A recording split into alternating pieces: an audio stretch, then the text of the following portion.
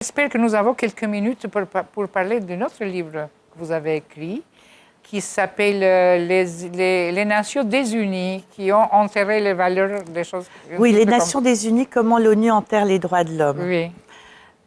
Pendant une vingtaine d'années, j'ai été consultante internationale, donc c'est un milieu que j'ai bien connu.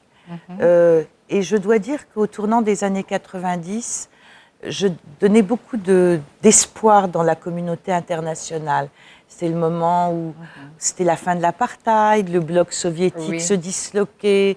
Il y avait comme ça, on se disait, nous allons arriver vers un monde absolument extraordinaire. Et puis, petit à petit, j'ai vu comment, en réalité, c'était une plateforme.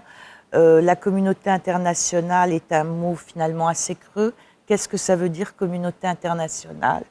Et puis, j'ai vu comment les négociations des textes permettent aussi de faire régresser cette dimension universaliste qui était à l'origine du projet des Nations Unies, à la fondation de la Déclaration universelle des droits de l'homme, et qui va justement sur ce que on appelle le relativisme culturel et non pas l'universalisme.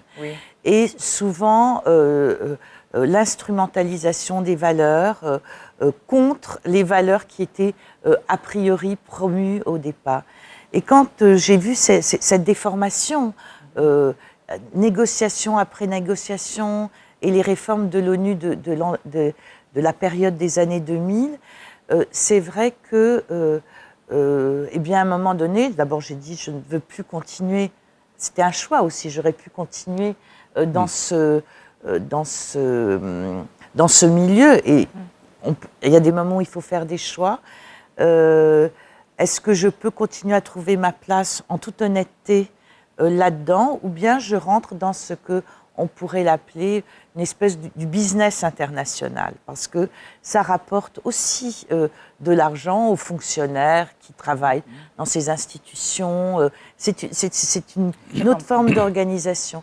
Et souvent au détriment de l'humain, pas toujours. C'est pour ça que dans ce livre qui a été écrit en 2008, les choses se sont un petit peu aggravées d'ailleurs depuis, donc c'est presque 10 ans, c'était un petit peu un cri d'alarme en disant attention, on va droit dans le mur. Et je crois qu'effectivement, les choses ne se sont pas arrangées.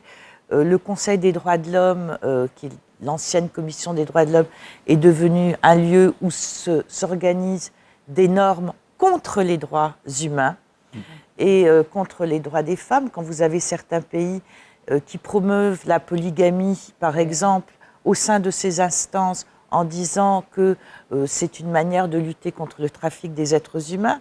Ça fait quand même froid dans le dos. Quand justement certains principes universels sont combattus au nom de la lutte contre le racisme, c'est un dévoiement des principes élémentaires, et ça a été aussi, voilà, parfois il faut se remettre en question, et ça a été une grande désillusion. Et les grandes puissances ne sont plus les mêmes grandes puissances. Enfin, il y a encore les États-Unis, la Chine, la Russie, etc. Mais je crois qu'il y a quand même il y a eu des changements depuis 70 ans. Et donc, est-ce que cette organisation a encore un sens ou pas? C'est des questions que l'on doit se poser. Et quel type de réforme? De porter le processus d'être développé dans une manière différente, de ne pas se fermer. Voilà. C'est ça. Alors, je vous remercie beaucoup que vous êtes venu ici, à la studio, où on pouvait continuer à parler encore, mais malheureusement, notre temps c'est fini. Merci de nous avoir reçus avec tellement de gentillesse. À la prochaine. Très certainement.